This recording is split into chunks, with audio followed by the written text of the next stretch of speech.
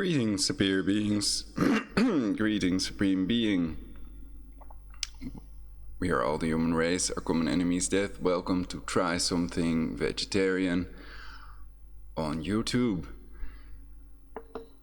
Today is the 28th of May 2019. I'm your host, Ulrich B.C. Hoffman. This is the broadcast. Russia unlikely to stay neutral if US and Iran go to war.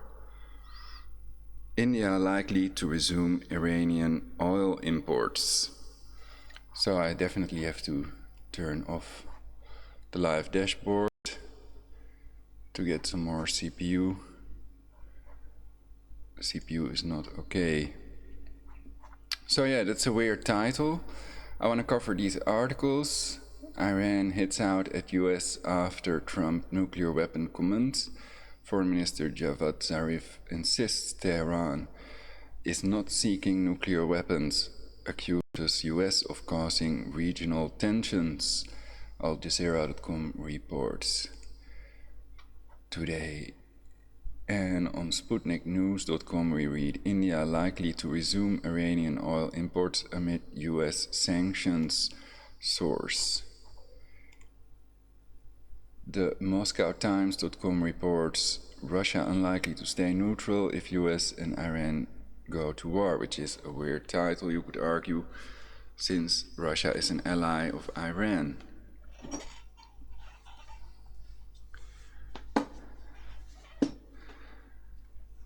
And still they can choose not to choose sides and choose the best solution for humanity. We'll get to that later, the intro to this broadcast. And also reported by Google News today with this search in these search results here at the top.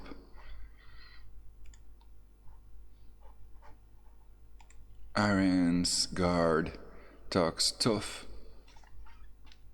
Iran's guard talks tough, says it has no fear of war with US. Okay. So let's do first the intro to prevent world war. World war needs to be prevented by any means necessary.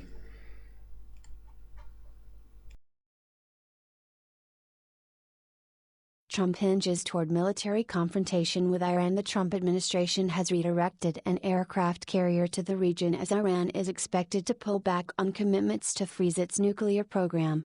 Politico.com, May 6, 2019.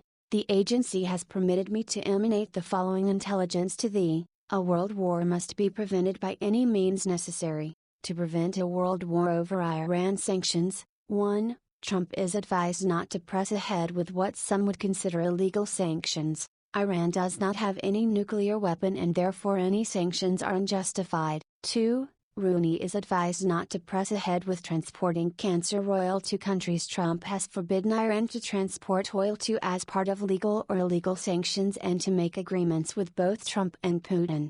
3. Trump is advised to have an agreement with Russian President Putin before taking any action. 4. Putin is advised to prevent any type of retaliation if required to prevent World War III. And create universal peace instead. Is it possible a false flag attack on one of their military vessels is planned comparable to the sinking of the Lusitania?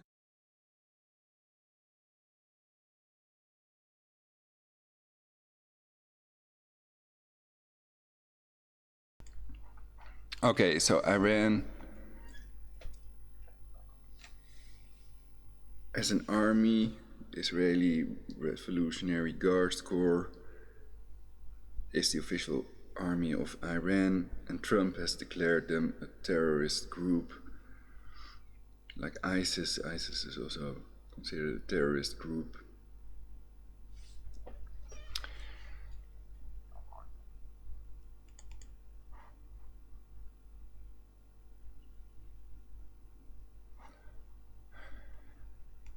Then the question is, can that go right when they're sending troops to Iran? Sending troops to Iran, and if they'd run into each other, then the question was, in my previous video I asked it also, what would they do if they'd run into one another? would they treat each other as enemy combatants or not?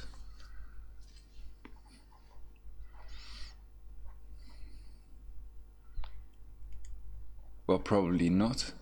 The US soldiers are not invading Iran just yet, but they may have planned something. That's also clear from the prediction, or the prophecy, if you will, of the rabbinical scholars and rabbis that announces the coming of the Messiah after a global Armageddon, the birth of the red heifer in Israel, a perfect red cow without blemishes, announces this according to the prophecy.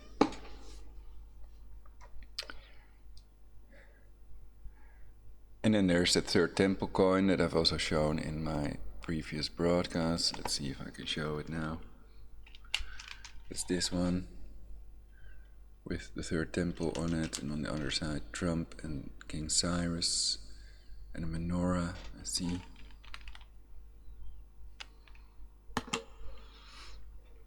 So of course the temple coin doesn't prove that they have planned a third temple world war, a two-state solution world war, Kushner's peace plan that has already been, quote, doomed by the mainstream media, etc. So yeah, the idea is a one-state solution. Give all people in the Gaza Strip and Palestine a passport in return for the Temple Mount, which they considered the third holiest place. Mecca, for example, is the holiest place for Muslims.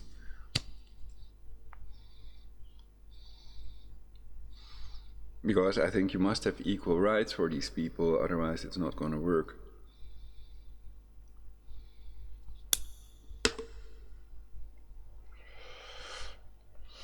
But they may have planned a population reduction to 500 million, and they may be financing terrorists that do their bidding, basically, also fellow Masons, etc.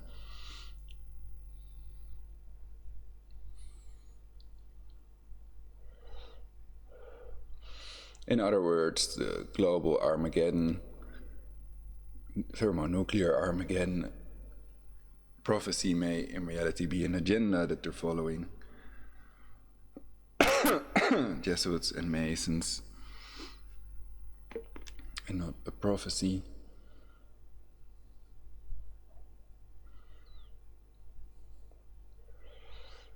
But a population reduction agenda in reality. And they may have planned it for a long, long time.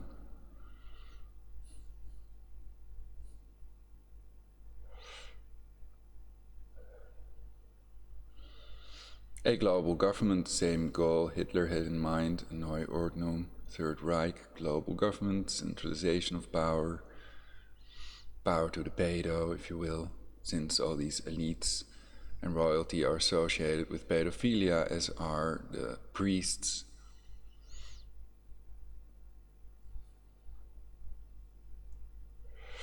Also with cannibalism and blood drinking, etc. So that's power to the pedo elite instead of power to the people, power to the peaceful. Decentralization of power versus centralization, that's what a global government, New World Order is really about. In the book quotes, once again, the book quotes prove beyond any reasonable doubt they've conspired to reduce the global population. It's a conspiracy fact, and so do their $1 million Georgia Guidestones.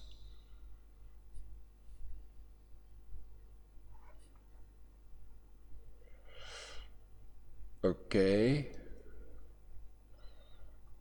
Well, then we can start reading the articles. I think you're all brainwashed now with the truth, so it can't go wrong anymore. See if they're... Oh yeah, the chat remarks are in the left top corner, basically.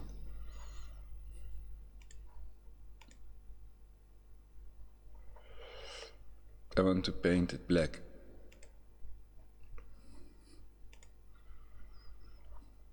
And then turn on the chat.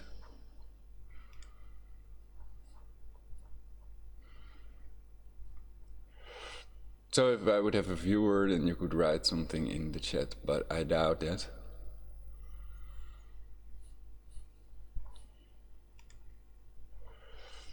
So let's go straight to the article.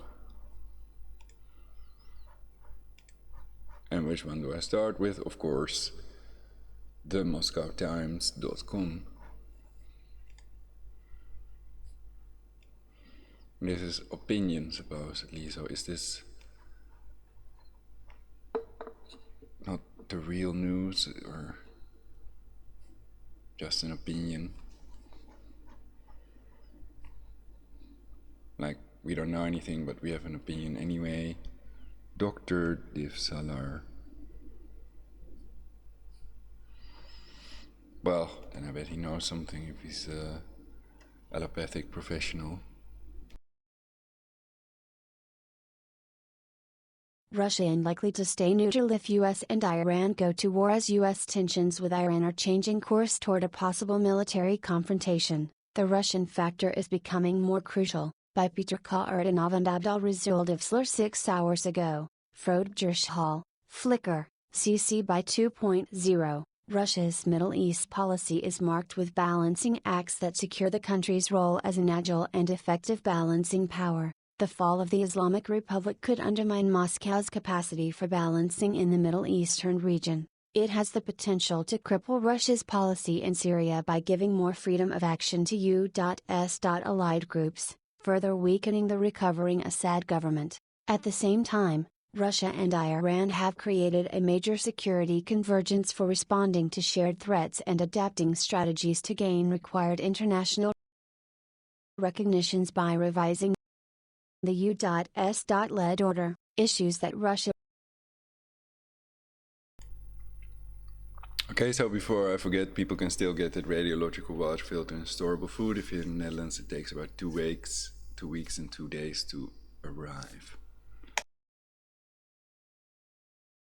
Rarely shares with other Middle Eastern powers, and most significantly, a U.S.-led attack on Iran would pave the way for U.S.-led security architecture in the Middle East, providing Washington with major leverage. All these developments provide ground for speculation about the degree of Moscow's involvement in a possible military confrontation between Iran and the United States. Although Moscow could financially gain from a politically isolated and less economically competitive Iran, the geopolitical fallout from a regime change in Tehran will significantly outweigh the potential economic benefits, particularly, a direct confrontation between Tehran and Washington that could bring back major U.S. military buildup is a geopolitical challenge that threatens Russia's interests in the Middle East. Moscow has already blamed the U.S. for provoking Iran and has shown its opposition to the U.S. tightening pressure on Tehran's defense program by recognizing Iran's legitimate defense interests. News: U.S. sanctions Russian arms makers over alleged Iran, North Korea and Syria dealings. Read more. Moreover, Russia's active involvement in the global politics that has been demonstrated in recent years is a far cry from the relative passivism that marked Moscow's reaction to the Yugoslav War or the U.S. invasion of Iraq. Therefore, it will not come as a surprise if Russia decides to make a step beyond mere diplomatic support to protect her interests in the Middle East, including militarily assisting Iran. Over the past years, Moscow and Tehran have institutionalized their military coordination through an unprecedented amount of regular high-level military and intelligence contacts. This could also contribute to Moscow's willingness to expand her assistance to Iran beyond diplomatic measures. Furthermore, the global ambition Russia is acting on today demands that Moscow makes an appropriate response to any radical U.S. policy towards Iran. One of Putin's key aspirations in regard to foreign policy is asserting Russia as a globally recognized superpower. In order to achieve that, Moscow has to demonstrate the amount of influence she possesses globally, especially when a major international security crisis is in question. Failure to show significant degree of involvement in the unfolding crisis will seriously hurt Russia's prestige and undermine her status as a superpower, which Russia claims to be. Putin has made a clear message that Iran should keep its own expectations of potential Russian help soberly modest. However, it could be speculated that Putin's reaction in the wake of a full-scale conflict between Iran and the US might be different. Russia's direct involvement in the U.S.-Iran conflict, should such a confrontation take place, is highly improbable. However, Moscow may take certain cautious steps in order to strengthen Iran's deterrence capacities. It is doubtful that Moscow will make any radical changes to her policy of not supplying Tehran with offensive weapons, but that doesn't mean Russia cannot enhance Iran's defense capabilities. Opinion: Syria and now Iran. How the U.S. is driving Russia south. Read more. Recent years' military-to-military ties between Tehran and Moscow could provide a picture of what pragmatic steps Moscow may take to assist Tehran. Since 2011, Russian-Iranian cooperation evolved around three main categories: arms sales, highlighted by the delivery of S-300 M2 systems, intelligence sharing focused on IS and Syrian battles, and operational cooperation mainly in the form of battle coordination and joint military operations in Syria. These unique pillars of the interplay between the two countries, accompanied by joint commissions to facilitate them, have institutionalized the military cooperation between Moscow and Tehran far beyond Syria. Russian involvement in the U.S.-Iran conflict is likely to be broadly based on this threefold pattern. Moscow's first option of responding to the escalation between Iran and the U.S. could be the fortification of Iran's air defense system capacities to suppress U.S. air superiority. Russian involvement in Syria has demonstrated that Kremlin is confident about using advanced air defense systems to change the balance of forces amid ongoing battles. Moscow's decision to provide the Syrian army with S-300 units in Syria in response to a Russian reconnaissance plane being mistakenly shot down by the Syrian military is a clear example of that. It showed Russian willingness to readjust the military balance through the swift supply of arms. Thus, Russia may reserve the option to improve Iran's defensive capabilities via the supply of more advanced units, should such a necessity arise. Providing S-400 batteries or the ground-based electronic warfare systems including Borisov-2 and Krasukha-4S, which have the potential to hamper U.S. air superiority, could constitute a part of Russia's response. One of the other forms of Russian response can potentially take is a deployment of Russian military assets to Iran. Russia has recently demonstrated that it is ready to deploy limited military units to contested countries in order to combat threats to her interests. The case of Tu-160 and limited force deployment in Venezuela to deter U.S. threat in support of Maduro's government is the latest example, putting forward strategic military deployments as a possible option. Tehran is also likely to support Russian troops being stationed on Iranian territories. News: Iran says it is planning naval drills with Russia in Caspian Sea. Read more. During the peak of the Syrian war in 2016, news broke out that Russian Tu-22 M3 bombers have used an Iranian airbase in Hamadan to conduct attacks on targets in Syria. Despite the revolutionary "No East, No West" slogan, the incident revealed that the Islamic Republic has become pragmatic enough to shift her policy when national security issues are at stake. These developments raise the possibility that Russia may be willing to apply the same model to support the Iranian government. The move will have limited operational value, though it sends a strong signal of political support to Washington. However, this policy could work only as a prevention tool, discouraging a potential opponent from engagement in a military conflict. The moment violence escalates, stationing troops will no longer be an option for Russia. Finally, Russia may provide Iran with operational intelligence prior to or during the breakout of the war with the U.S. It will not be the first time that Russia provides her allies with this kind of assistance. In 2003, Pentagon report claimed Russia funneled intelligence on American troop movements in Iraq to Saddam Hussein during the early days of the war. When it comes to Iran and Russia, the two countries' experience in sharing sensitive counterterrorism intelligence on the Islamic State in Afghanistan and the setup of a joint intelligence center in 2015 have facilitated systematic intelligence sharing. Although the extent of this cooperation is not yet clear, frequent visits of the country's security officials imply that they have established reliable channels to sustain it. It is hard to assume that Russia will provide extensive surveillance and reconnaissance, senior data to Iran. However, even limited access to information about U.S. troop deployments, equipment and locations could play an important role in improving Iran's defensive capabilities. Moscow clearly isn't intending to get caught up in a military conflict between Iran and the US and thus will employ every measure possible to minimize the risks of a direct confrontation between the two powers. However, this does not mean that Russia has no other options but to remain inactive or limit her support to mere diplomatic assistance. On the contrary, Moscow has no desire for a major power shift in the Middle East in favor of the US. Thus, opposite to what American administration wishes, it is not likely that Moscow takes a completely neutral stance on the looming crisis. Russia still maintains quite a number of options in her sleeve to influence the balance of military capabilities between Iran and the United States. They are far from being a game changer, or necessarily capable of turning the tides of war, but they can certainly create sizable obstacles to Washington's war efforts. These options make U.S. adventure in Iran far more complicated. This article was originally published by Ryak. Islamic State is a terrorist organization banned in Russia. The views expressed in opinion pieces do not necessarily reflect the position of the Moscow Times. Petrarca Erdanov is a program assistant at the Russian International Affairs Council. Abdulrazul Divsler Dr. Divsler holds Ph.D. of Iranian Studies from the University of Tehran. He is a senior research fellow at the Institute for Middle East Strategic Studies, IMS, in Tehran, where he works on security development nexus and defense policies. Divsler has been a former research fellow at Center for Strategic Studies, 2006 to 2012. GQ cops suspect arson after a home linked to Ivanka Trump's diamond business burns.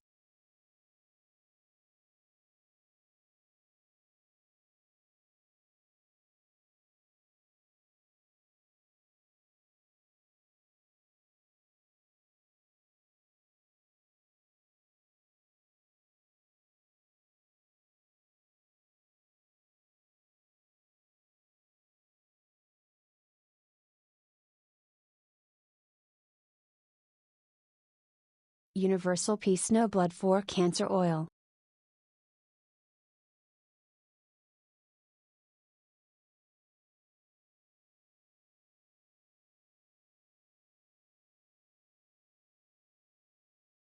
Dollar audit the Fed dollar.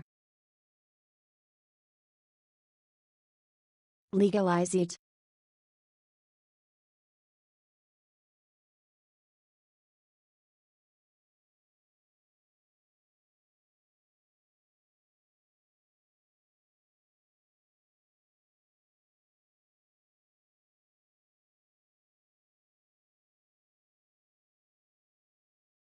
Synthetic telepathy.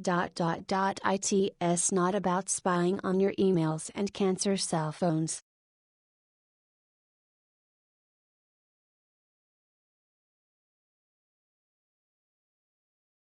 Halt immigration until immigrants are settled. Keep civilization. Save your fellow humans, they will love you for it most of the time.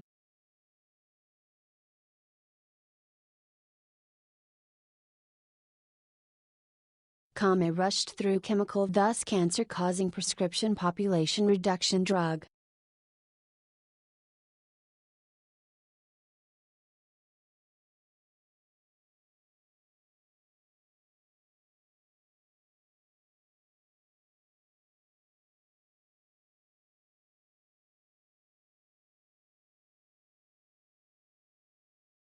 A perfect society taken to a higher level by an AI.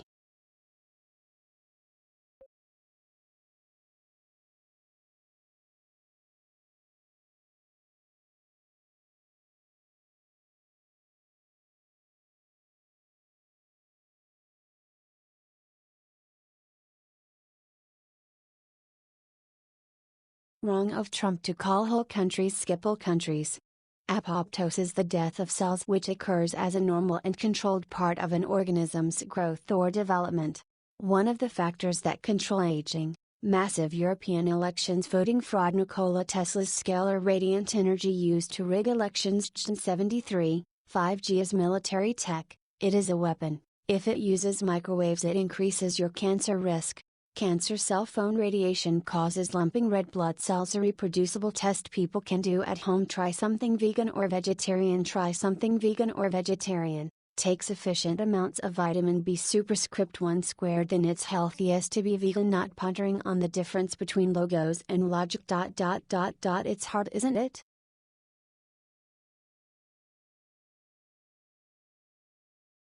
Try something vegan or vegetarian. Take sufficient amounts of vitamin B superscript 1 squared. Then it's healthiest to be vegan.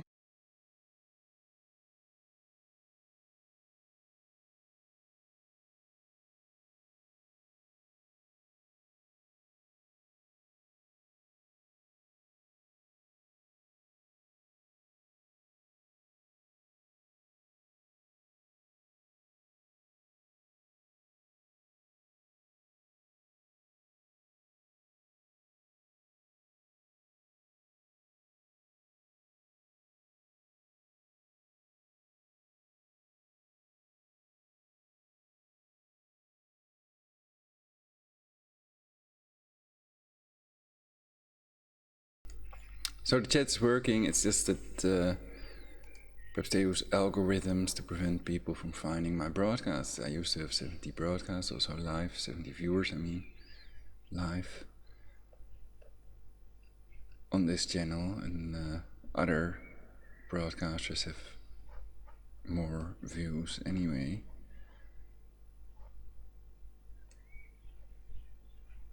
So almost nobody has 0 views, I think.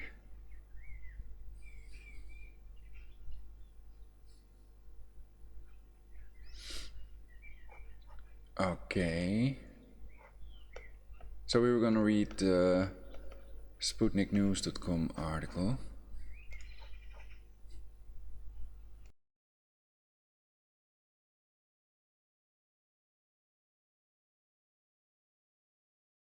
India likely to resume Iranian oil imports amid U.S. sanctions. Source copyright AFP 2019, Attica Business 14/26/28.05.2019. Get short Earl 3291. India and Iran will begin figuring out a fresh payment channel to resume oil trade, according to a New Delhi official.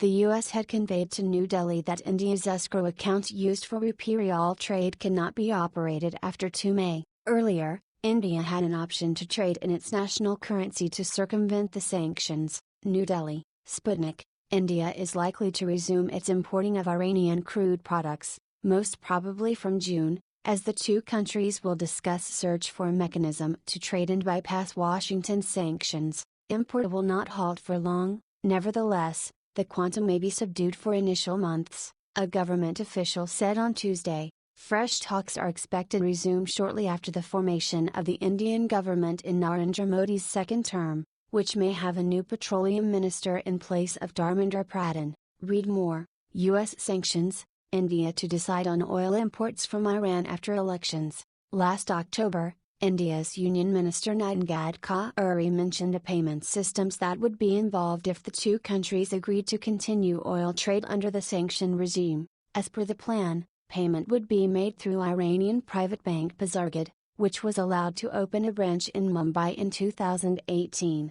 India's UCO Bank and IB Bank, which used to route payments during previous U.S. sanctions on Tehran, would also be used as payment channels. So I advised the leaders to have agreements between Putin, Trump, and President Rouhani, so that a world war can never occur. Be prepared. Also, if others don't cooperate, have a plan that can only result in universal peace. A picture taken on March 12, 2017, shows an Iranian tanker docking at the platform of the oil facility in the Kark Island, on the shore of the Gulf. Copyright AFP 2019, Edukiner strategic expert accuses India of heeding Trump on Iran sanctions, faces flak. Difficulties arose when the U.S. conveyed to New Delhi that India's escrow account used for rupee rial trade cannot be operated after 2 May. Earlier, India had an option to trade in its national currency to escape the sanctions, under the rupee rial mechanism. About 45% of the oil payments to Iran were made in rupees through UCO Bank, which was used by Iran to make payments for imports of various products from India. It is easier to trade in domestic currency as India has the option to route payment through one of India's state-owned banks, like UCO Bank, which has the least exposure in the US market, but now this route is also under the scrutiny of the Donald Trump administration. This is why the two countries are looking to devise a new payment mechanism. Read more.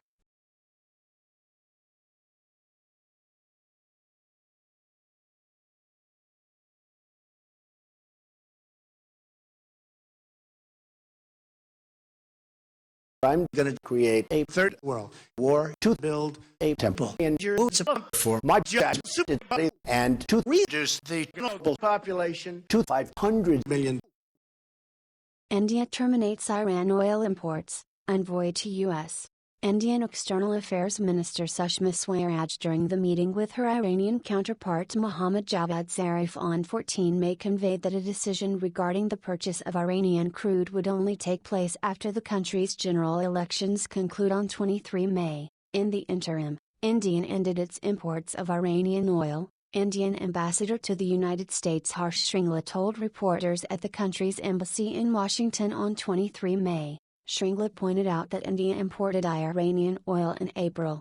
India opted to follow the U.S. sanctions after the Trump administration decided to end the waivers on 2 May that it granted to 8 of Iran's top oil customers: China, India, Italy, Japan, South Korea, Taiwan, Greece and Turkey, last November. 291 Putin's spokesman reveals what his daughter is doing in European Parliament. Several European politicians have indicated that Dmitry Peskov's daughter, who is studying in France, could have a conflict of interest, but the French MEP who hired the intern said she had the full right to enter the program and that she does not have access to sensitive data. Related, U.S. sanctions on Iran. India ready to procure crude oil from other countries. India's crude imports from Iran jumped 48% in June despite U.S. pressure. Minister India, Iran agreed to continue momentum in bilateral trade including crude import. India's exemption from Iran sanctions result of tough talks with U.S. Source tags, anti-Iranian sanctions, U.S. sanctions, talks, oil and gas, crude, Javad Zarif, Sushma Swaraj, Donald Trump. India, Iran, United States Community Standards discussion. Comment via Facebook. Comment via Sputnik. Anti-satellite laser base discovered in China's Xinjiang province. Photos, British ladies. Visit my YouTube channel, Try Something.Vegetarian. Please remember to like, subscribe and share important videos on your timeline with the share button underneath this video. Thank you all for watching. May peace and true love accompany you on your travels wherever you may travel. Tune in next time on Try Something.Vegetarian. Iran hits out at U.S. after Trump nuclear weapons comment. Foreign Minister Javad Zarif insists Tehran is not seeking nuclear weapons, accuses U.S. of causing regional tensions. AlJazeera.com.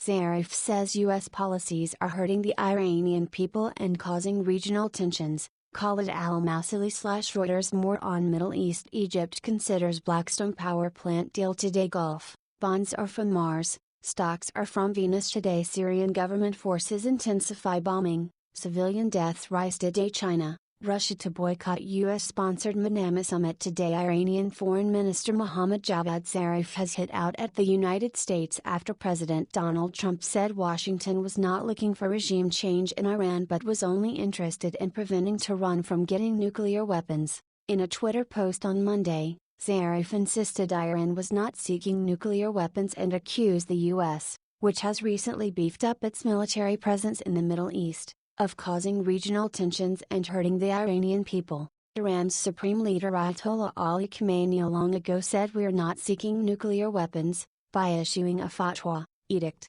banning them, Zarif tweeted. Javad Zarif. At Zarif, Ayatollah at Khamenei long ago said we're not seeking nuclear weapons, by issuing a fatwa, edict, banning them. #B_teams #economic terrorism is hurting the Iranian people and causing tension in the region. Actions, not words, will show whether or not that's at real Donald Trump's intent. 2542 8:40 p.m. May 27, 2019. Twitter adds info and privacy. 1,484 people are talking about this. His comments came after Trump said on Monday during a trip to Japan that a deal with Iran on its nuclear program was possible, crediting economic sanctions for curbing activities Washington has said are behind a spate of attacks in the Middle East.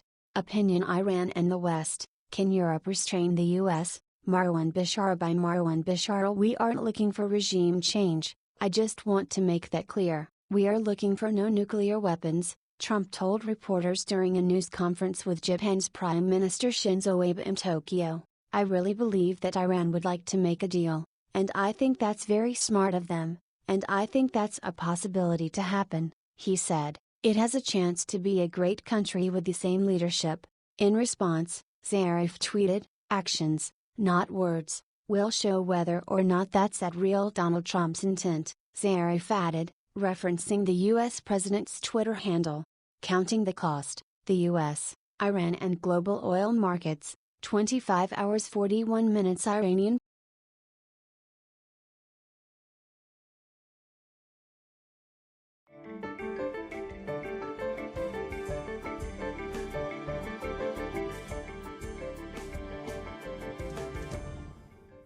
Hello, I'm Hazem Seeker. This is Counting the Cost on Al Jazeera, your weekly look at the world of business and economics. This week, as a U.S. strike group steams to the Strait of Hormuz, we find out how important the world's oil gateway is. Plus, the economic cost of the terror attacks in Sri Lanka as violence against the Muslim minority spreads. And the future of transport. Can this first five-seater electric flying car take on the might of Google and Uber?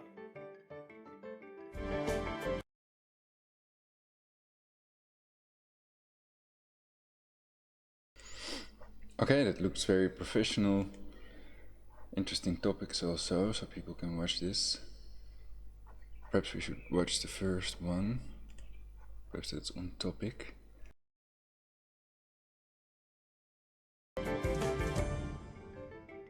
So, the Strait of Hormuz is a critical waterway to the world for Middle East oil and gas producers. About a fifth of the world's crude passes through this narrow strait between Oman and Iran. After the United States pulled waivers for nations trading with Iran, a string of alleged attacks on tankers and drone attacks on pipelines have increased tensions. Add to the mix, Washington ordered some embassy staff in Baghdad to leave, and it sent a U.S. strike group into the region. Al Jazeera's defense analyst Alex Katopoulos has more. The flagship of Carrier Strike Group 12 is the nuclear-powered USS Abraham Lincoln, one of the largest aircraft carriers in the world, weighing in at over 100,000 tons. It carries some 90 aircraft, including early warning aircraft and several squadrons of fighter jets, each with a combat radius of 380 kilometers, well beyond the range of most coastal artillery and anti-ship missiles. Alongside the carrier, a fleet of ships that act as more than just protection. Their powerful radars can see into a country, track hundreds of aircraft, and they carry the weapons that can destroy targets far inland. In the open ocean, it's very hard to intercept and destroy a large modern carrier group, but the Abraham Lincoln will be operating in the relatively confined waters of the Gulf, much closer to Iran's shoreline and its coastal missile batteries. So what does Iran have? Its air force is antiquated, but for many years it's been producing missiles like this. The Khaliji Fars. It's a large anti-ship weapon with a range of 300 kilometers. Iran does have a sizable submarine fleet with several modern Russian-made Kilo-class subs that are quite enough to sneak up on the US carrier group.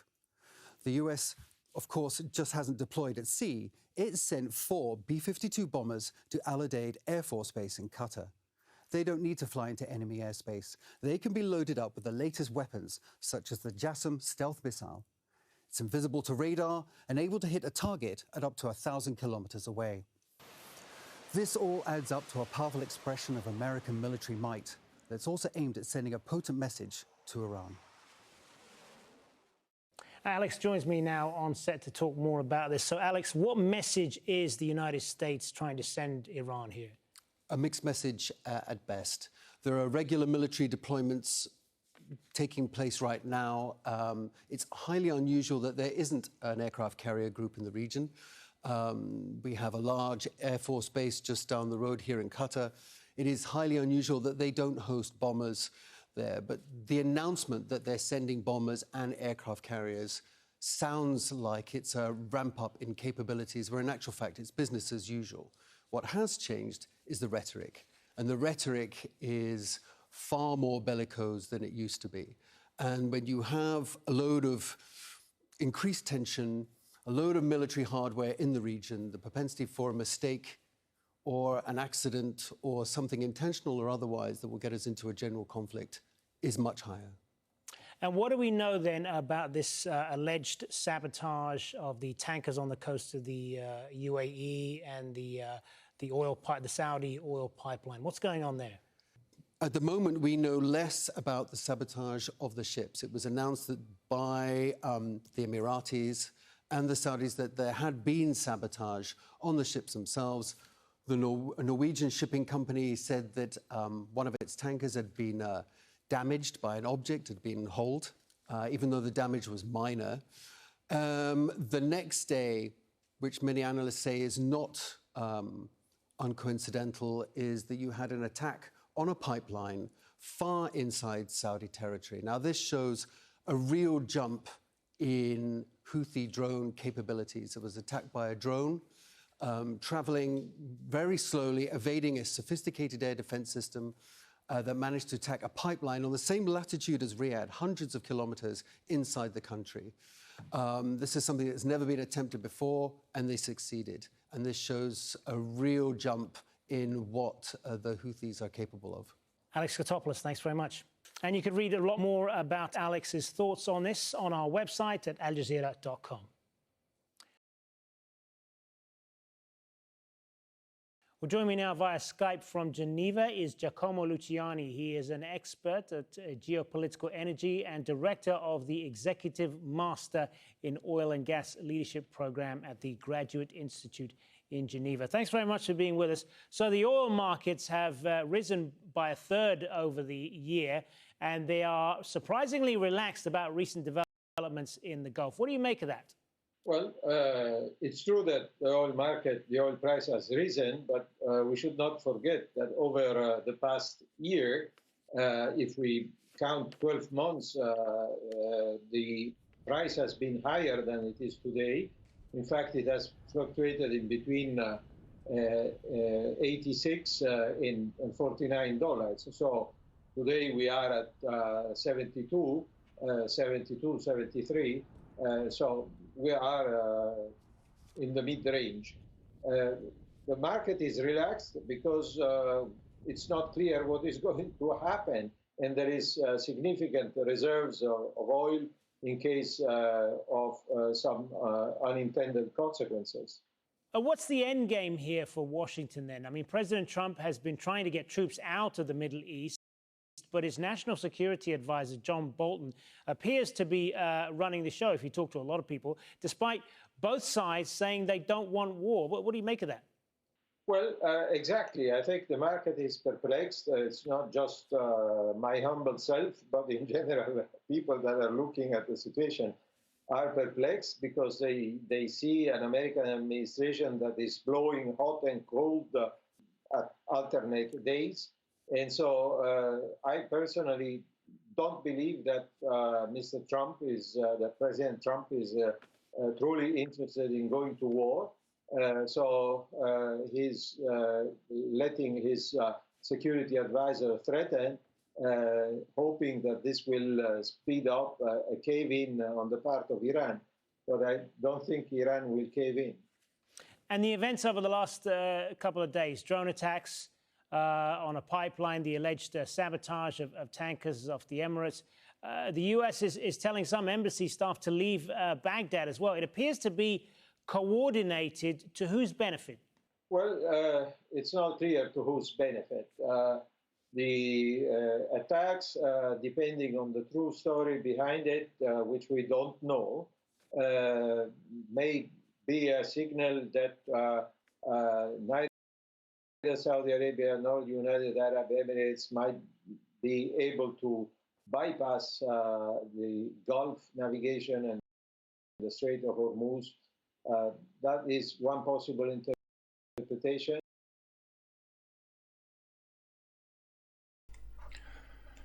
So basically then I was wondering, could the people behind the drone attack be the same ones behind the drone attack on Venezuela's Maduro, Venezuelan president, unharmed after drone attack interrupts speech? Video appears to show drone in alleged attack. CNN, August 6, 2018. This is also, so that may be the same drone. I haven't seen that yet. Well, we could take a look at the CNN thing, if the CPU permits it. Encoding overloaded.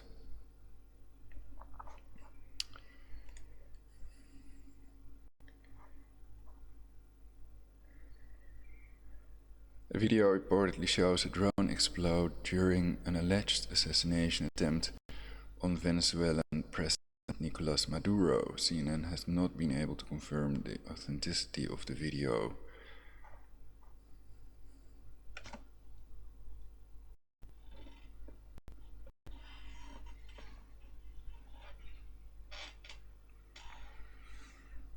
Mosquito or little fly in my room. So that video takes a long time to load. Let's see if I can turn off my webcam.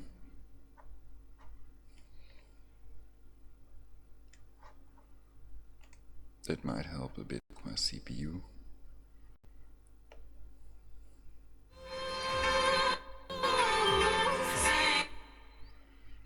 So I just turn commercials off basically. And now the video. And an idea is also to boycott any companies, that have commercials that you hear on the radio or see on television.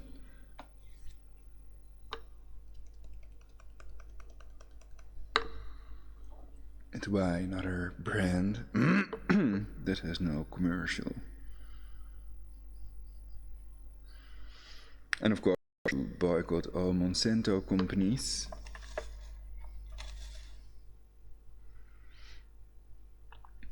And I'm not for boycotting whole countries. I think that's not fair, that you must think about smarter ways to boycott, to influence the timeline, to create that perfect society in which we all live happily, eternally, as fast as possible. Because people are dying at a rate of almost 2 people per second. So we need control of these factors that control aging, that's clear. I think there would be very few people who would doubt this or disagree with that. Yet we don't see many people invest in it, or we don't hear much about it in the mainstream media news. And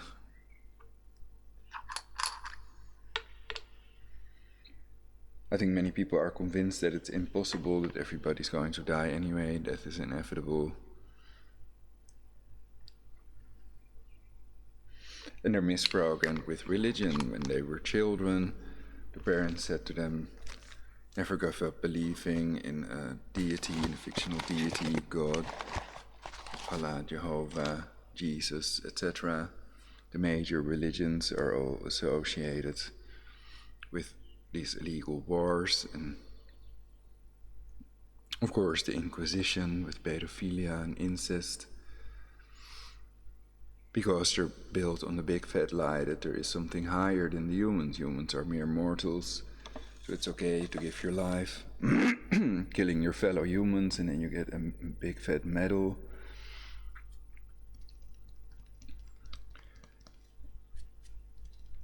And if you die, then you go to paradise, because You died in battle, you're a hero.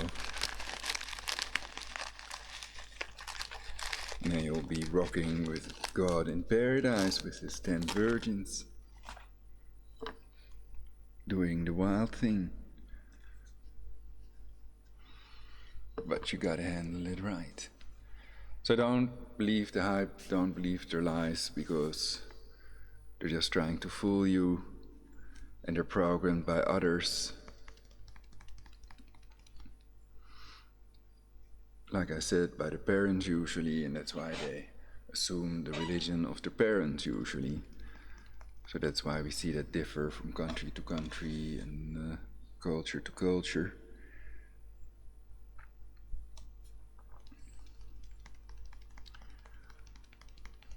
But religion is an abomination, religion is an illusion, to quote Freud. Not religious people, they were just misprogrammed, and they can also be extremists and have their own interpretation of these. There are also many movies about it, of course, psychos and paranoid people that may have their own sick interpretation of biblical or Talmudic or Muslim jihad verses, etc. 164 jihad verses in the Quran. So stop mutilation of boys and girls, start de-Islamization, start de-religionization. So I'm not like Tommy Robinson and others who only try to demonize Islam. Demonizing Islam is okay, but demonizing people is not okay. So that's dehumanization. So if you claim Islam is the demon, then I argue that's alright, but not if you claim that Muslims are demons, or the Jews or Christians or atheists are demons. That's dehumanization, part of the 10 phases of genocide.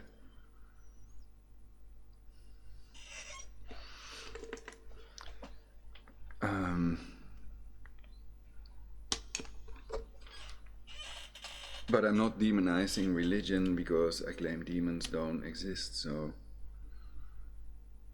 perhaps that idea was wrong of me as well. Oh yeah, you all want to see a drone, of course. Let's see it. Maduro didn't get hurt, I hope, so let's watch the video.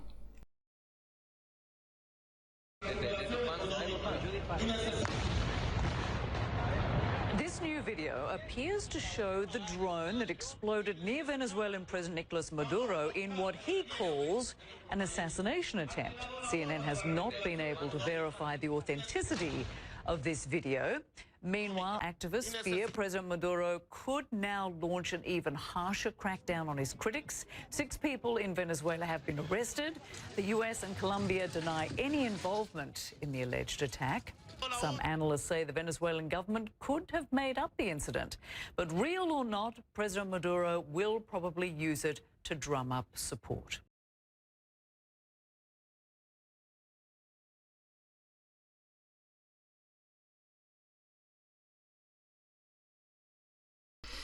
So yeah, it was CNN.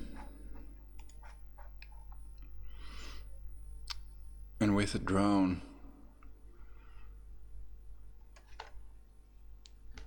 I don't know if Signal's intelligence has any method to know whose signal it was basically that controlled the drone. Of course they use cancer cell phone radiation. And perhaps they have a World War cancer scalar monitoring system basically. Scalar radar, cancer scalar radar. Well, with microwaves it's clear it's cancer radar, but with scalar waves they can also use healing frequencies, and theoretically it can be healing. It can even cure people because everything is energy, so everything has its own natural frequency, it's called. Others call it the eigenfrequenz. That's the wiki article, you can read about it. So that's important. That means people and other organisms all have their eigenfrequenz. It includes diseases, viruses, bacteria, funguses, etc., fungi, whatever. They all have their own natural frequency, eigenfrequenz, and can be killed with the mortal oscillatory rate frequency of Dr. Rife, as long as sufficient amounts of energy are used. So that can be done with sound waves of certain frequencies, the Dr. Rife frequencies, with a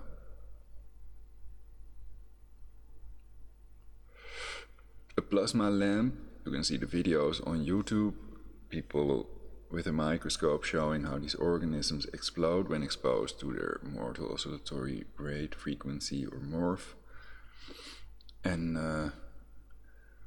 also with scalar waves. Nikola Tesla's wireless energy patents are covered by me in a separate broadcast. About the patents. Trump.com, you can use this to let the president say things he normally wouldn't say. Jungle.horse. Jungle.horse, and then you're transferred to Trump.com. So that's what I used for the... But that may be the real plan in reality, building a third temple and reducing the global population to 500 million, so be prepared for that as well. Trust no one, nothing is what it seems. And I already... Oh yeah, we're still reading something, alright. President Hassan Rouhani said in October the U.S. was seeking regime change in Iran, adding that the Trump administration was the most hostile that the Islamic Republic had faced in its 4 decades. Al Jazeera's Zain Basravi, reporting from Tehran, said Iranian leaders were likely to see the softer rhetoric from Trump as insincere, pointing to aggressive economic sanctions and a military buildup in the region as the true measures of U.S. intentions towards to Iran. He added, experts say that in the absence of any real goals, talking with the U.S. would be just for the sake of talking, so as long as a reduction of sanctions remains highly unlikely, Iranian leaders are expected to maintain the policy of not negotiating with the Trump White House. For the moment, they are focusing their diplomatic energy on reaching out to regional partners to try to strike up some kind of security cooperation that endeavors to elbow out the U.S. Trump says U.S. not seeking regime change in Iran. 228 tensions have risen between the two countries after a U.S. decision earlier this month to send an aircraft carrier attack force and B-52 bombers in a show of force against what Washington's leaders said they believed was an imminent Iranian plan to attack U.S. assets. The U.S., a firm backer of Tehran's regional rival Saudi Arabia, has also announced plans to deploy an additional 1,500 troops to the Middle East, prompting fears of a conflict. Read more. Iran will defend itself against any aggression. FM Zarifit says the latest reinforcements are in response to a campaign of recent attacks, including a rocket launched into the Green Zone in Baghdad, explosive devices that damaged 4 tankers near the entrance to the Gulf, and drone attacks by Yemeni rebels on a key Saudi oil pipeline. Iran has denied any involvement in the attacks. Trump, on a 4-day visit to Japan, welcomed Abe's help in dealing with Iran after broadcaster NHK said the Prime Minister was considering a trip to Tehran as early as mid-June. Iran said a visit was unlikely in the near future. I know for a fact that the Prime Minister is very close with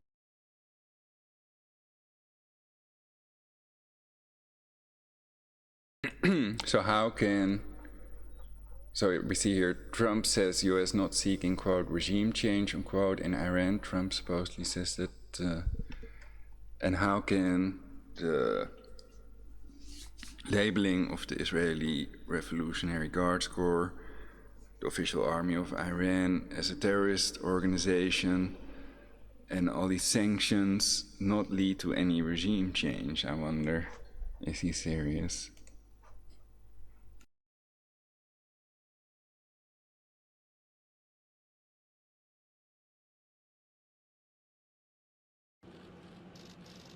With a handshake, Donald Trump received a historic honor in the Imperial Palace in Tokyo.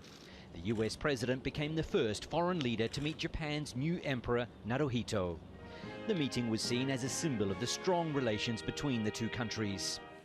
After a bilateral meeting with Japan's Prime Minister Shinzo Abe, attention turned from an ally to a foe, with the US president saying he's not seeking regime change in Iran. And I'm not looking to hurt Iran at all. I'm looking to have Iran say, no nuclear weapons. We have enough problems in this world right now with nuclear weapons. No nuclear weapons for Iran. And I think we'll make a deal. I think Iran... A fatwa was declared. What more could they possibly do?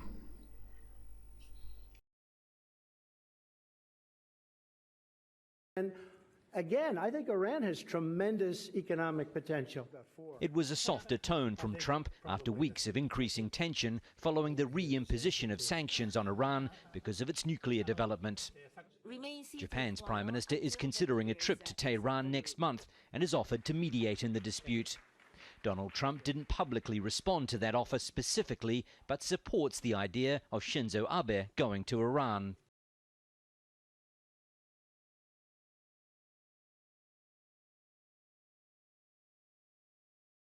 So I remember that incredible Iran's supreme leader Ayatollah Ali Khamenei,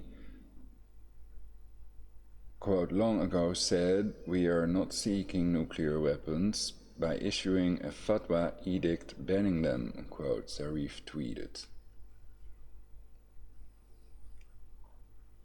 So if their leader does that, then doesn't that make clear that they're really not pursuing nuclear weapons?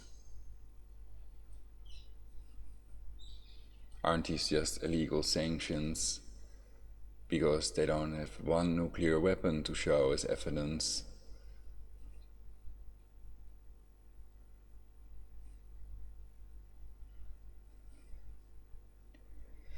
But still, I'm for preventing a third world war, and that might be what they're after, so I guess you all have to think it out for yourselves. Everybody has their own program, their own environment, but we all live in the same world, and we're all humans, we're all the human race. Our common enemy is death.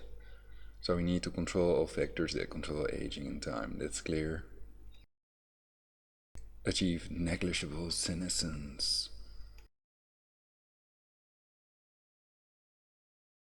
The leadership of Iran, and we'll see what happens.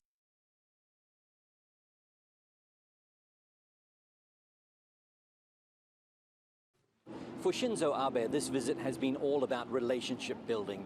But given that Donald Trump can sometimes be an unpredictable president, he may well be nervous that a lot of his hard work could be easily undone, particularly on the key issues of trade and security. With no significant announcement on trade, there will inevitably be more tension over the large trade deficit the United States has with Japan. And the two leaders have different opinions on North Korea's 2 missile tests earlier this month. Donald Trump says we have enough problems in this world right now with nuclear weapons. No nuclear weapons for Iran. And I think we'll make a deal. I think Iran... Again, I think Iran has tremendous economic potential. It was a softer tone from Trump after weeks. I'm not looking to hurt Iran at all. I'm looking to have Iran say, no. The US president saying he's not seeking regime change in Iran. And I'm not looking to hurt Iran at all. I'm looking to have Iran say, no nuclear weapons. We have enough problems in this world right now with nuclear weapons. No nuclear weapons for Iran. And I think we'll make a deal. I think Iran, again, I think Iran has tremendous economic potential. It was a softer tone from Trump after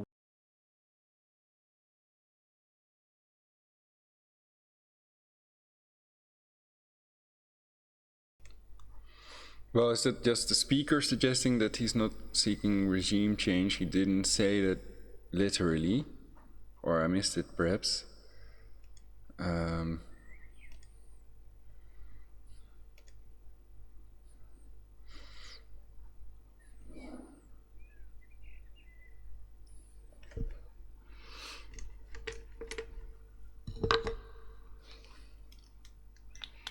But yeah, if necessary to prevent World War III, then regime change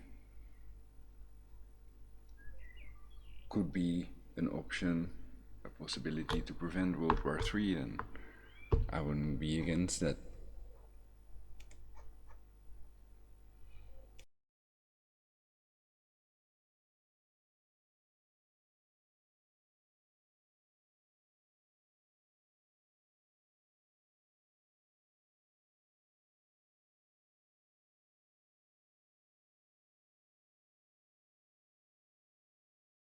Perhaps it's later on in the video, but I doubt that as well.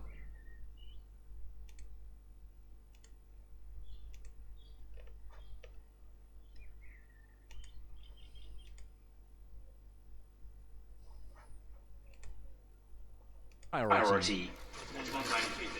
At the Hanoi summit, Trump brought up the abduction issue with North Korean leader Kim and told him my thoughts.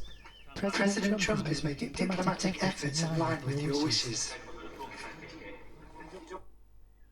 And I'm not looking to hurt Iran at all. I'm looking to have Iran say no nuclear weapons. We have enough problems in this world right now with nuclear weapons. No nuclear weapons for Iran. And I think we'll make a deal. I think Iran, again, I think Iran has tremendous economic potential.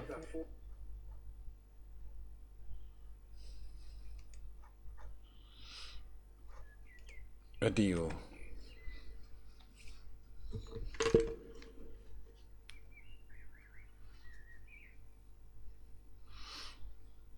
So the Iranian leaders could also propose a deal.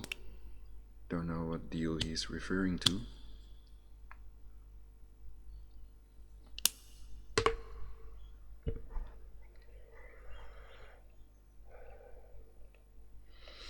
But I think it's unreasonable to cut off Iran economically when there is no evidence that proves that Iran has even one nuclear weapon or that they are producing one.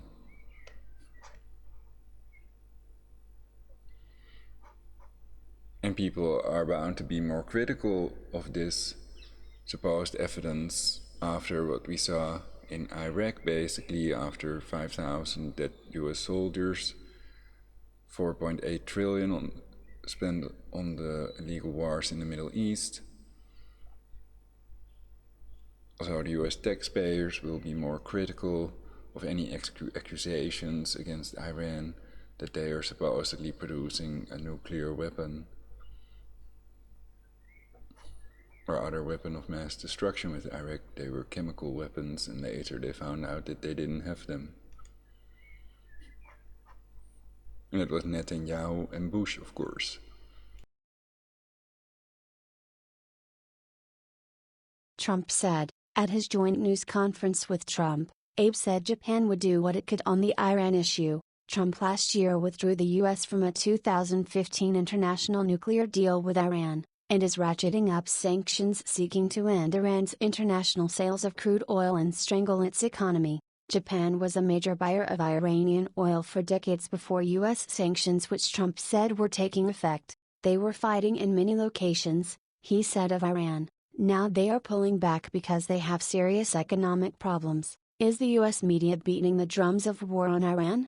The Listening Post. Is the U.S. media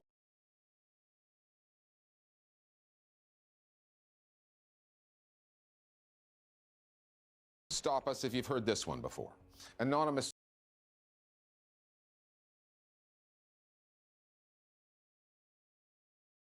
around said country because, as the in Washington quoted in the U.S. media,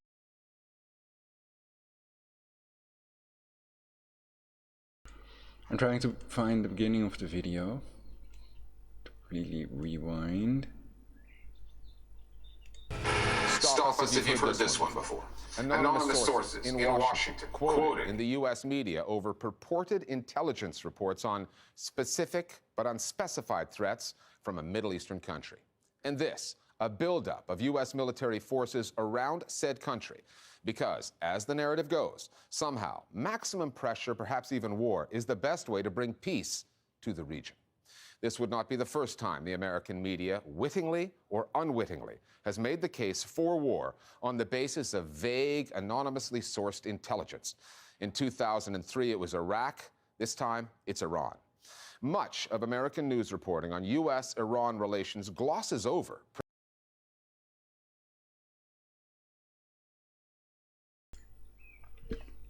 Well, what they're doing, in effect, is also funding terrorists. So it just doesn't seem right what he said. Creating war is the opposite of bringing peace. It's just a satanic inversion. 1 million dead Iraqi civilians, 190 protesters killed in Gaza, etc. Remember? President Trump's role, how his policies have led to this standoff. There's even less space given to reflect on the history of American aggression against Iran, which is not to say that the Islamic Republic, ruled by authoritarians and involved in wars in Syria and Yemen, is an innocent player. However, inflammatory headlines, unnamed sources, and decades of misinformation in the U.S. media over Iran don't help. Our starting point this week is Washington, D.C.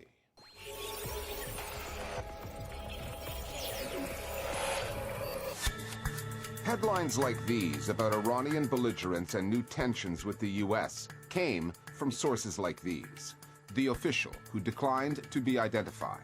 The 3 U.S. officials familiar with the findings. A defense official who spoke on condition of anonymity because they were not authorized to speak publicly. It's a safe bet, though, that the official was authorized to speak anonymously. If we were to write a headline on the coverage of this story, it would read, "Anonymous government sources. U.S. news media risks being manipulated again." All of a sudden, you have a news headline that takes over the world, which comes from a rather dubious and questionable sourcing.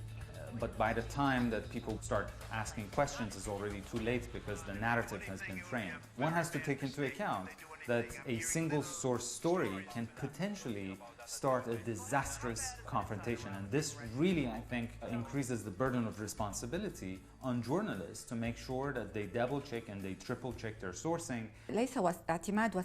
Media outlets relying on certain sources is not something peculiar or uncommon.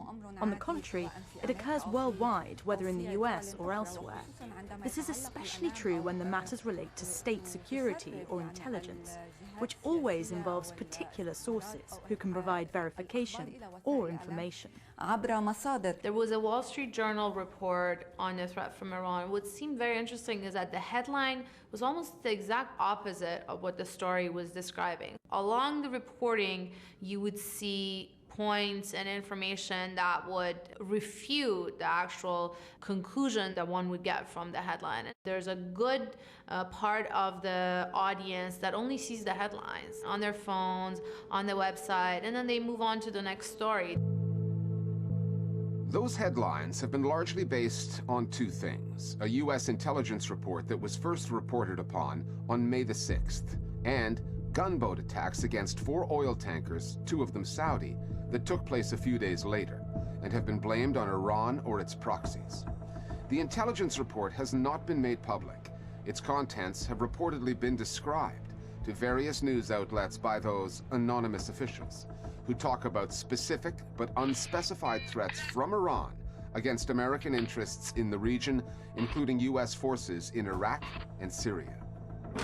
For media watchers, observers of American foreign policy, and victims of those policies, moving on is not an option because of memories of Iraq. Anonymous sources were an issue back then, too, as was dubious intelligence, vague claims of Iraqi WMDs. He develops weapons of mass destruction that the U.S. media swallowed far too readily and obediently. If he gets weapons of mass destruction, Jerry, what does that mean? What does that mean for the world? Iraq 2003 is considered the greatest collective failing in the history of American journalism. And it is far too soon to see those kinds of editorial practices in use once again. The U.S. media was not critical at all of the George W. Bush administration in the lead up to the Iraq War, even though there were multiple sources outside of the U.S. government saying that there is no evidence that Iraq had weapons of mass destruction. And in this instance, we are seeing the same sorts of attributions begin again when in the U.S. media they're talking a lot about threats from Iran, and yet they're not providing much intel about that. We are now dealing with people in the Trump administration, like John Bolton, who have a long track record of trying to politicize intelligence to advance their agenda. Our goal should be regime change in Iran. So the burden of responsibility is really on the shoulders of the journalists to go beyond the Trump administration and try to talk to US allies in the region and the Iranians also to get their perspective. In the news business, context matters, and it's largely missing in the US-Iran coverage. For most Americans, this conflict goes back to 1979, the Islamic Revolution, and the subsequent hostage-taking of 52 Americans in Tehran, held captive in their embassy for 444 days. But it's what led to the 1979 hostage crisis that Iranians remember. 1953, and the US-led coup that brought down the government of Prime Minister Mohammad Mossadegh and reinstalled the autocratic Shah of Iran, who would rule his people for a quarter century. But there's even more to US-Iran history, such as the role that America played in the Iran-Iraq War in the 1980s, when the Reagan administration helped Saddam Hussein's forces and his army used chemical weapons. At least 100,000 Iranians were casualties of that. Despite that long, troubled backstory, in 2015, Iran came to an agreement with the US, the EU, and 5 other countries, in which it agreed to limit its national nuclear program in exchange for the lifting of economic sanctions. The Iranians stuck to their end of the deal. The Trump administration did not, pulling out of the pact last year unilaterally. But US news outlets that are usually not shy with their criticism of President Trump provide him with much more leeway on foreign policy than on domestic issues. When it comes to domestic politics, especially under the Trump administration, the U.S. mainstream media has been quite good at trying to be critical of the administration and what it's doing. Is the president's 2020 budget proposal dead on arrival? What is the political strategy behind this move? But when it comes to foreign policy, traditionally U.S. mainstream media does not really push back and try to understand the bigger context of why are we even going to engage in something like this. But a U.S. government official tells CBS News this category of weapon is routinely supplied by Iran to its proxies in Iraq. Iran's policies in the region are often described as malign, nefarious, destabilizing, as if everybody else's actions in the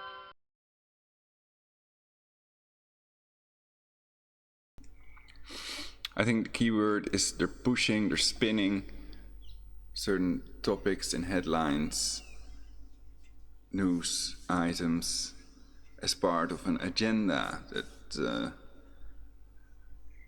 also perhaps Project Mockingbird, control of the mainstream media by the CIA, may have to do with that. And of course, that's important if the intelligence agencies are all Masonic and controlled by the Jesuits. But they may want to deny that and keep it secret so that people cannot get to the people responsible for everything wrong in our world.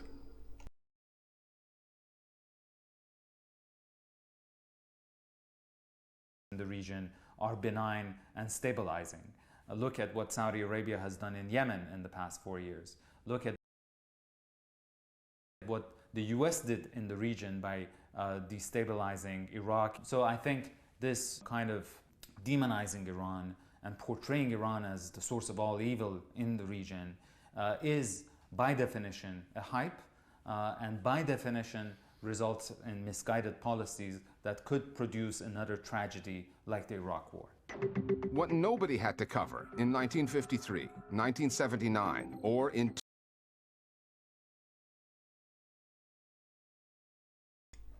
Well, basically, you're demonizing a country. You could compare it to Trump calling certain countries Schiphol countries. I call it Schiphol countries, not to use the word he used. And you could argue that's not wrong, other than that it may be a word banned on YouTube, so then it has to be bleeped out, etc. If you want to be in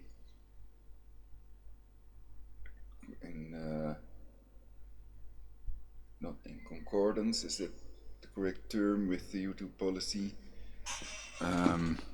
Keep cancer cell phones in airplane mode.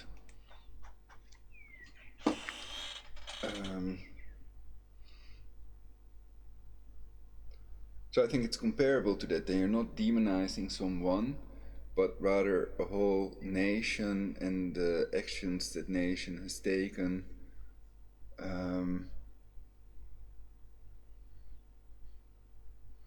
But you could argue that's even wronger, that it's better to be more specific about who is really responsible rather than blaming all citizens of a whole country. So perhaps you could also argue it's even wronger thing to do. It's worse.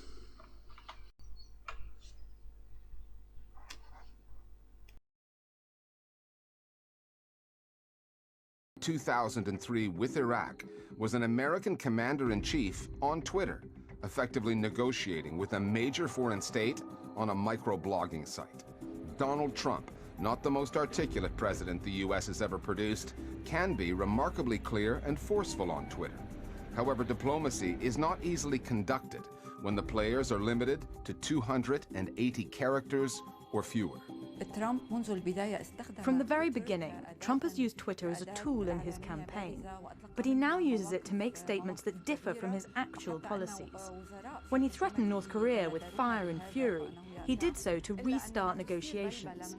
While the latest threats by Trump obviously make headlines as he's the US president, they are no longer conceived as shocking, so his strategy is no longer as effective.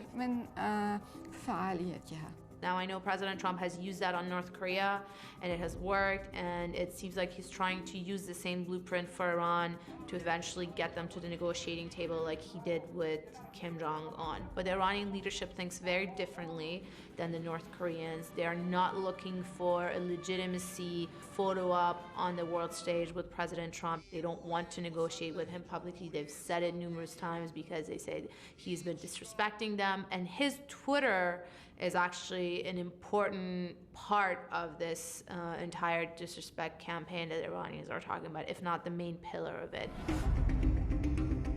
Donald Trump would not be the first occupant of the White House accused of using Iran as a useful distraction from domestic political troubles. In a stream of tweets in 2012 and 13, Americans were warned that Barack Obama was preparing to do the same thing, to start a war with Iran in order to get elected, to save face. All written by Donald J. Trump. That kind of context hasn't made it into the headlines, but it's a big part of the story.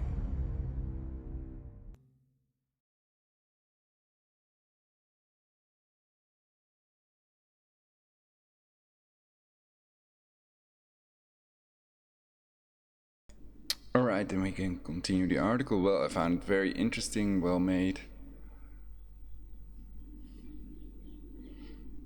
So AlJazeera.com has grown into a big mainstream media website, basically.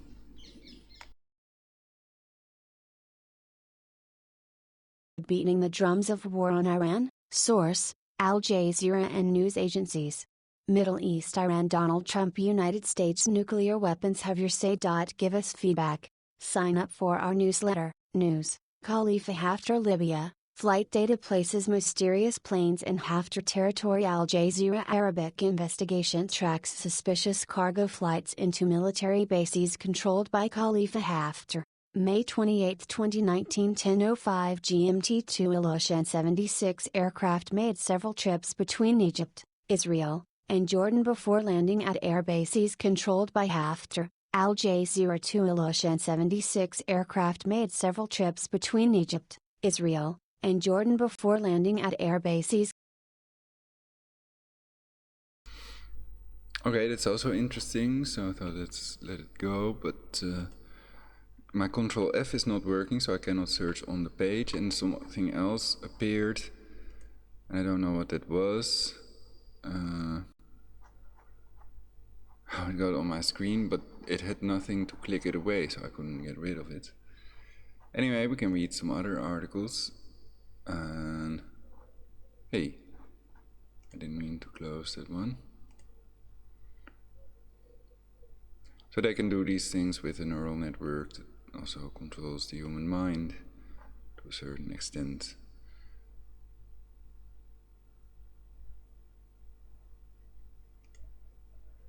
Russia supports Iran's proposal of a non-aggression pact with Gulf Arab states. May 27th, today is 2019, 28th of May. So, that was yesterday.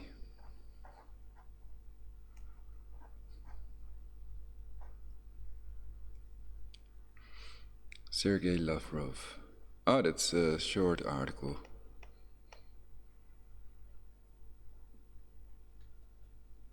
radiofarda.com. Russia supports Iran's proposal of a non-aggression pact with Gulf Arab states. May 27, 2019. Radio Farda.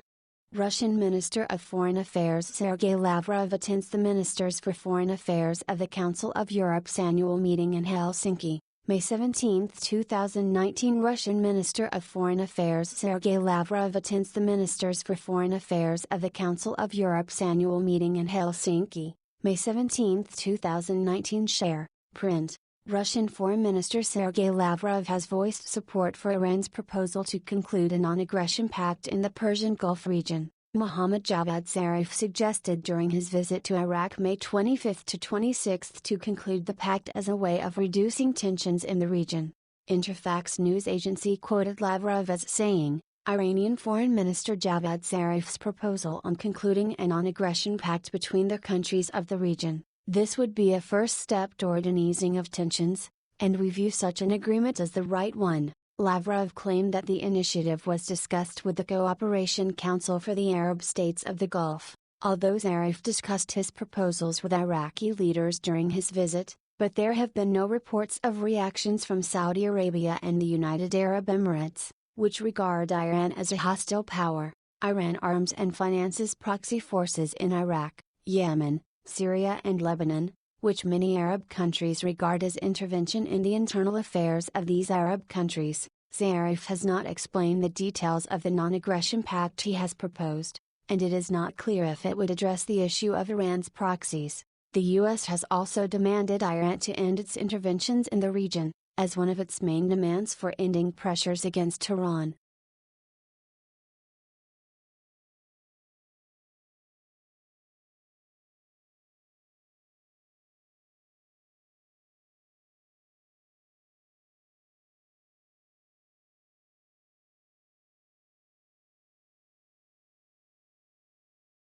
timesofisrael.com.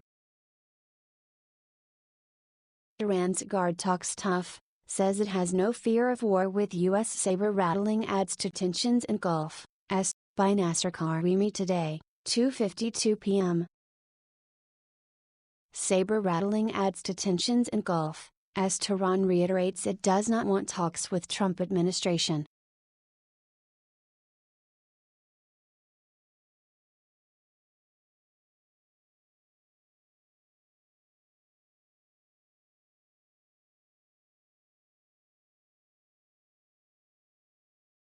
The spokesman of Iran's Revolutionary Guard, Gen. Ramazan Sharif, speaks to journalists at a press conference in Tehran, Iran, May 28, 2019, /Ebrahim Norouzi Tehran, Iran, app. Iran's influential Revolutionary Guard said Tuesday it doesn't fear a possible war with the United States and claimed that America hasn't grown in power in recent years. The latest tough talk from Tehran amid escalating regional tensions and a crisis with Washington. The enemy is not more powerful than before, said the Guard spokesman, Gen. Ramazan Sharif. Tensions between Washington and Tehran soared recently over America deploying an aircraft carrier and B-52 bombers to the Persian Gulf over a still unexplained threat it perceives from Tehran.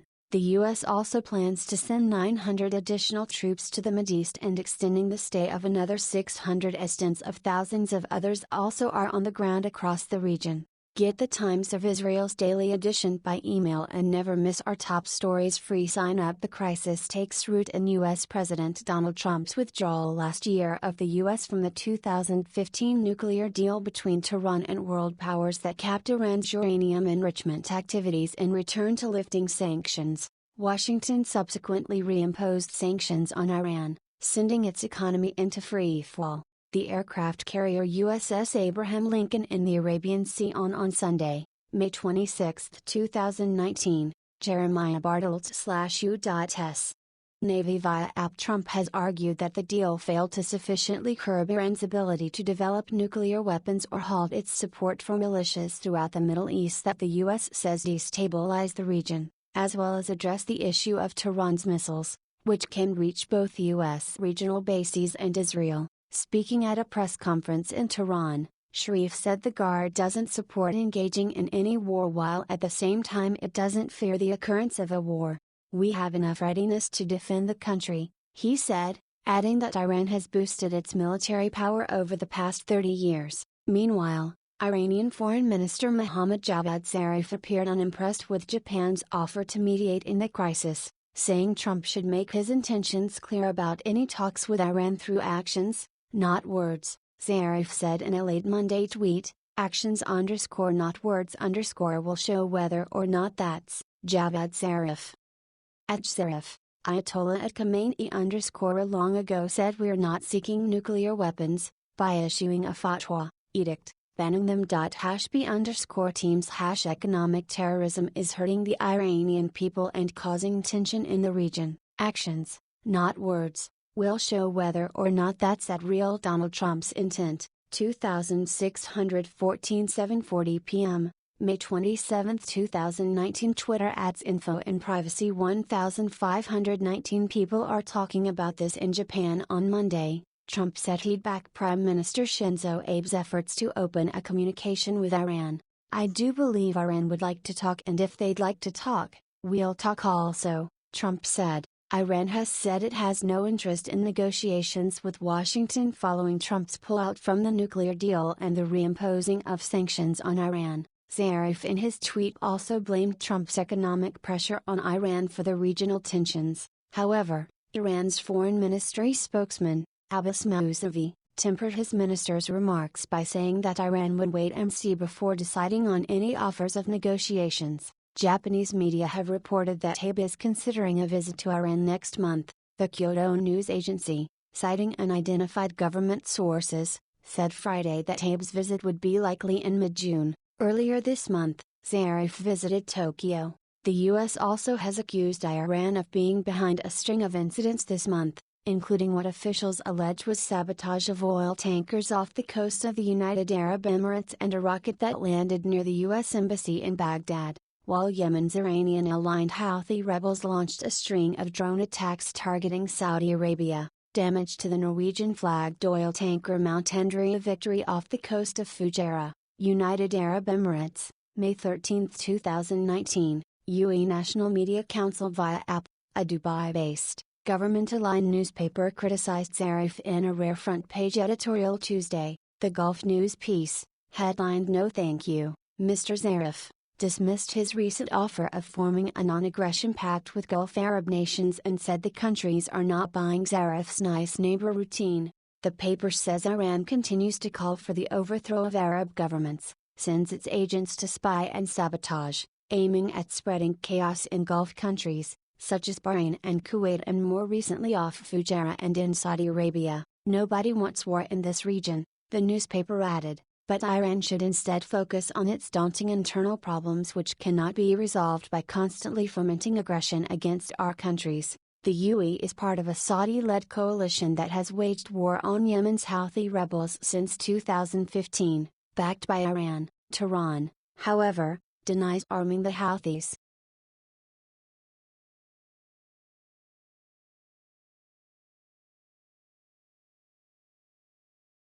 TimesOfIsrael.com.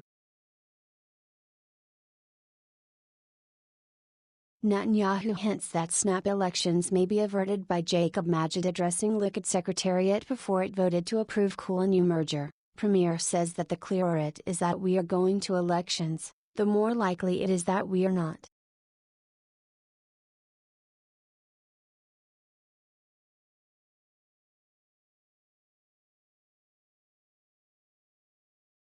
Look at OK's merger with Cool&You, confirms Netanyahu as PM candidate.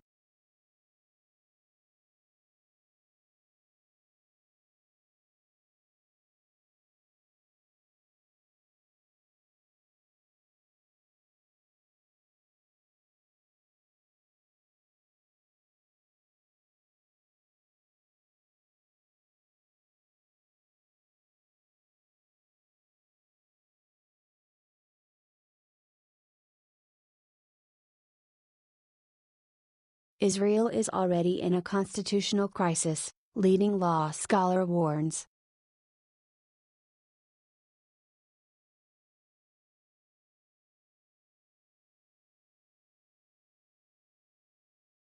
Susie Navat is not against parliamentary immunity and wants the Knesset to be able to override the Supreme Court, but she's also worried about a creeping erosion of democracy. Justice, AG. If Netanyahu is above the law, Israel is not a civilized country. AG slams baseless argument that immunity bill is needed to protect Premier. What's changed? Supreme Court head asks PM, who once lauded strong judiciary.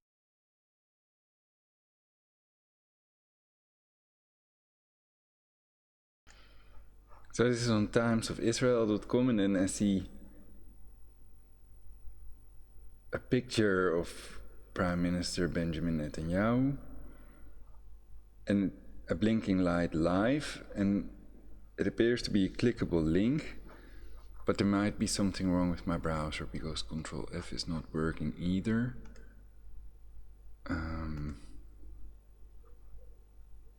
There are no other windows open. I think we've read all articles. https://www.timesofisrael.com/Iran's talks tough says it has no fear of war with us / I open it in a window.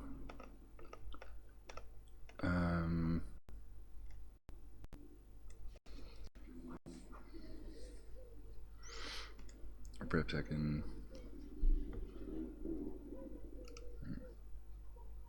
https://www.timesofisrael.com/liveblog May 28, 2019 /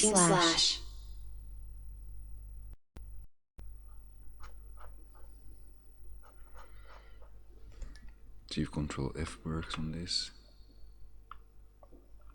No.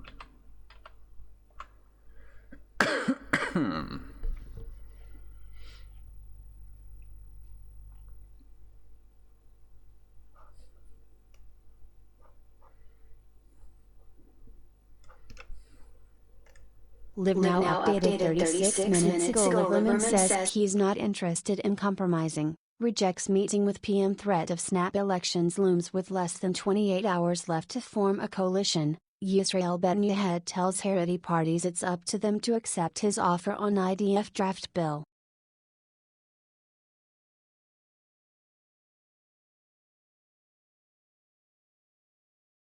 Prime Minister Benjamin Netanyahu and leader of the Yisrael Betin political party Avigdor Lieberman sign a coalition agreement in the Israeli parliament on May 25, 2016, Yonatan Sindel /Flash90.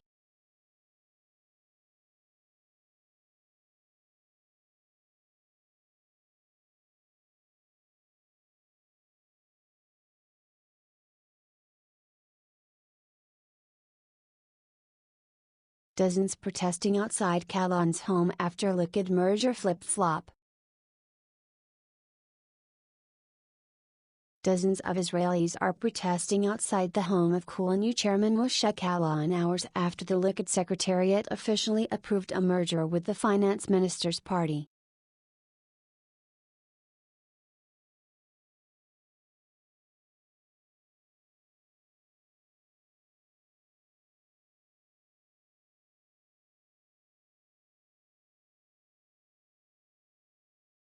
15 minutes ago, dozens protesting outside Calon's home after liquid merger flip-flop. 17 minutes ago, police calling far-right activists warning them to stay away from Jerusalem Pride. 37 minutes ago, Netanyahu confidant in talks with al-Sheikh to join Likud if early elections called. 40 minutes ago, if elections averted, Likud official says PM will likely be forced to give Justice Ministry to Smotrich.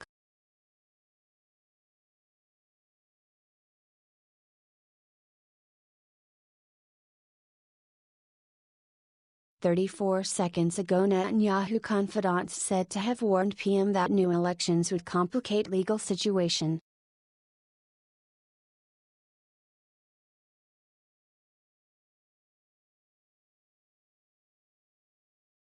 Netanyahu confidant said to have warned PM that new elections would complicate legal situation. Officials in Prime Minister Benjamin Netanyahu's circle have told him in recent days that new elections would severely complicate his legal situation, Channel 13 News reports. The officials have told the premier that if snap elections are to be called in mid-September as speculated, the 22nd Knesset that would be formed as a result would be in a race against time to pass legislation granting Netanyahu immunity before his pre-indictment hearing on October 2nd or 3rd. Netanyahu is facing charges in 3 criminal cases against him. The risk of not managing to pass the legislation by the time the Attorney General makes a decision on whether to indict the Prime Minister would therefore increase significantly, the Netanyahu confidant speculated, according to Channel 13.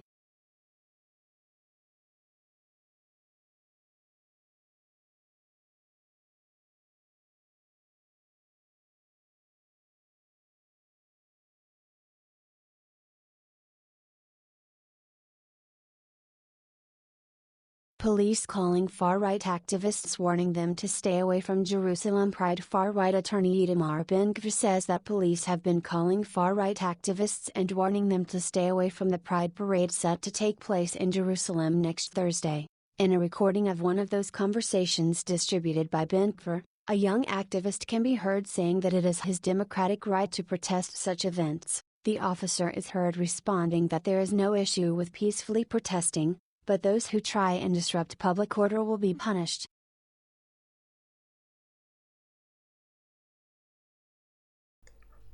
Well, you could also protest it on another day in a different place, avoiding any damage to any fellow humans, basically. And they could make it forbidden for them to protest in the same place on the same day, of course, to make certain that it's a peaceful, loving event. And people cannot help their sexual preference, so it's all homophobia. Most of it is generated, I think, not all of it, by religion. The abomination religion.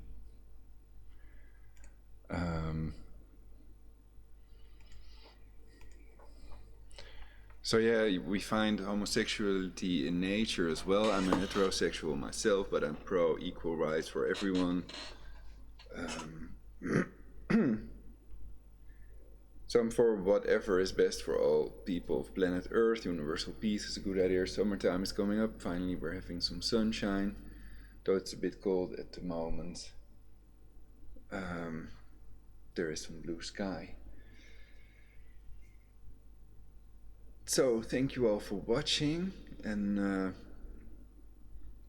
like, subscribe, share on your timeline for a better timeline, for a better future. So,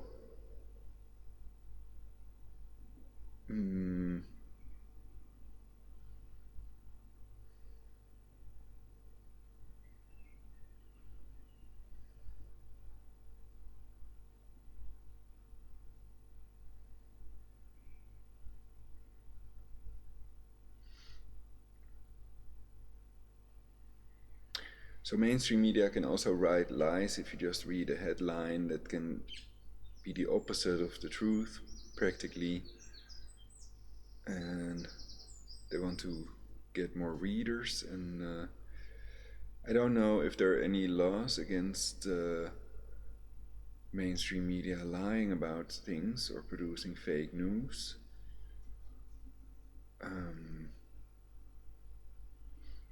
Of course, you could argue they may use crisis actors, and that's another thing people can Google, and also the police provocateurs. On Wikipedia, they're called agent provocateurs, the Wiki CIA Vatican edited encyclopedia. And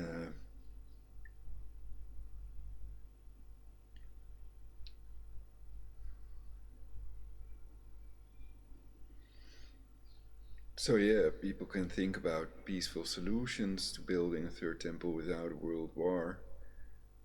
And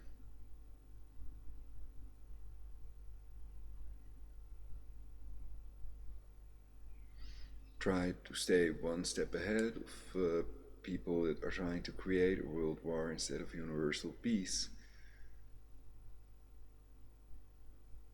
And to replace people that advocate population reduction.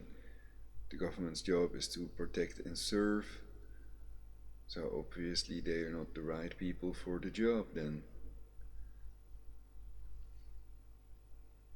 And you could argue they should be arrested and investigation must be started into all secret societies, including Knights Templar associated with Breivik and Tarrant, both of them.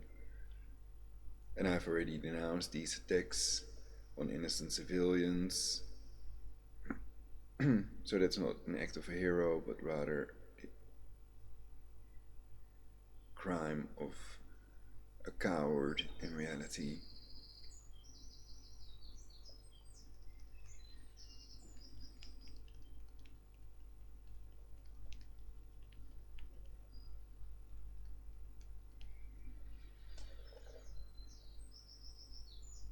So probably I'm gonna have dinner soon. And if you found this channel, you must be a genius if you found this video somehow. There is no other possibility. So thank you all for watching. Tune in next time and